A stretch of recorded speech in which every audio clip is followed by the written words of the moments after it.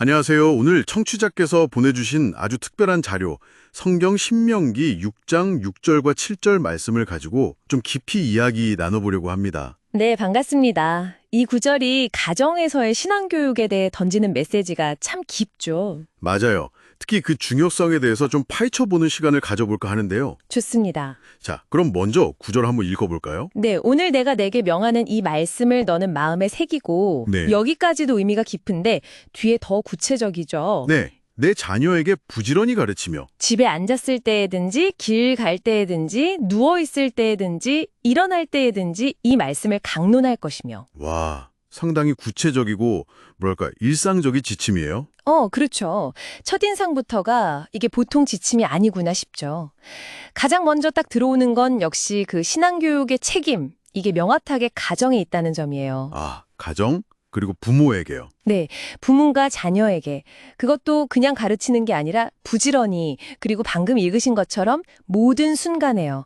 앉고 걷고 눕고 일어날 때 그러니까 어떤 특별 활동 시간이 아니라 정말 삶의 모든 순간이네요. 바로 그거죠. 이게 뭐랄까 정해진 시간에 딱딱하게 하는 그런 교육이 아닌 거예요. 삶 전체를 통해서 아주 자연스럽게 스며들도록 하라는 의미로 보여요. 자연스러운 체득. 네. 그리고 시작 자체가 마음의 색이라 하잖아요. 부모 자신이 먼저 이걸 깊이 받아들이고 내재화해야 한다는 전제가 깔려 있는 거죠. 아, 마음의 색이라. 그 표현 정말 중요하네요.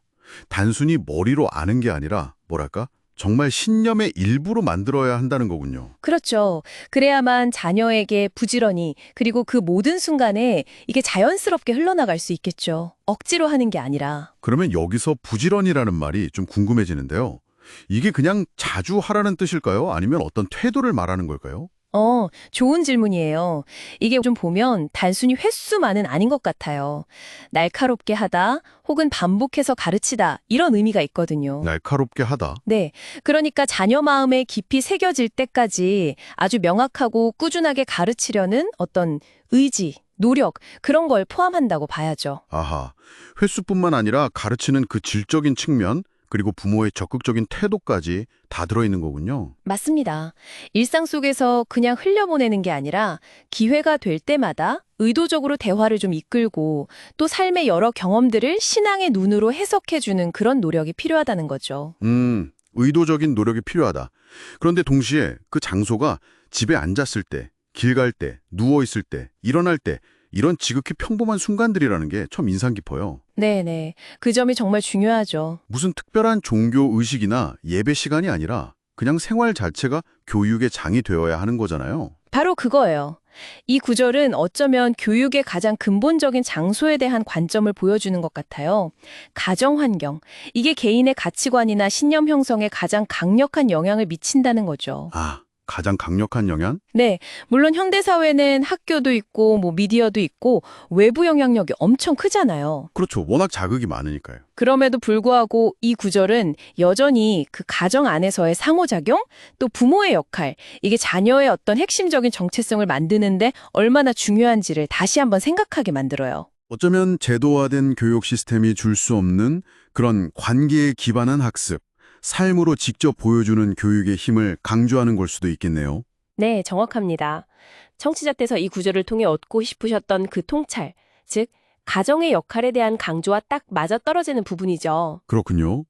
그럼 이게 단순히 가르쳐라 라는 명령을 넘어서는 거네요. 부모가 먼저 마음에 새기고 그 다음에 일상의 모든 순간을 활용해서 앉고 걷고 눕고 일어날 때 아주 의도적이면서도 꾸준하게 부지런히 관계 속에서 자연스럽게 신앙을 나누라는 거군요. 와, 상당히 다층적인 요구인데요. 네, 맞아요. 단순한 지침이라기보다는 거의 삶의 방식에 대한 제시에 가깝다고 볼 수 있어요.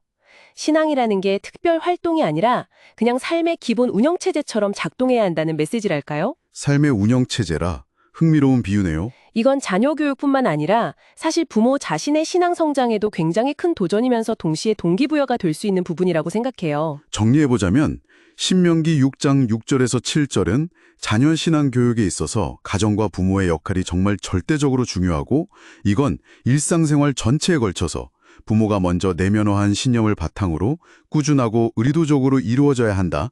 이렇게 요약할 수 있겠네요. 네, 아주 정확한 정리입니다. 여기서 이제 한 걸음 더 나아가서 생각해 볼 질문을 하나 던져보고 싶어요. 어떤 질문일까요? 자, 이 원리가 수천 년 전에 주어진 거잖아요. 그런데 오늘날처럼 정말 빠르게 변하고 또 다양한 가치관이 막 섞여 있는 이 사회, 그리고 가족 형태도 굉장히 다양해졌고요. 네, 그렇죠. 상황이 많이 다르죠. 이런 환경 속에서 이 원리가 구체적으로 어떻게 살아 움직일 수 있을까 하는 질문이에요. 부지런히 가르치는 것, 또 말씀을 강론하는 것, 이게 21세기 우리 가정의 식탁에서 혹은 뭐 등하굣길 차 안에서 잠자리에서 과연 어떤 모습으로 나타날 수 있을까? 아, 정말 중요한 질문이네요. 과거의 지침을 오늘날 어떻게 창의적으로 적용할 것인가 하는 문제군요. 네, 청취자 여러분께서도 한번 깊이 고민해 보시면 아마 각자의 가정에 맞는 흥미로운 답들을 찾으실 수 있지 않을까 생각합니다. 오늘 귀한 통찰 나눠주셔서 감사합니다. 이 마지막 질문이 깊은 여운을 남기네요.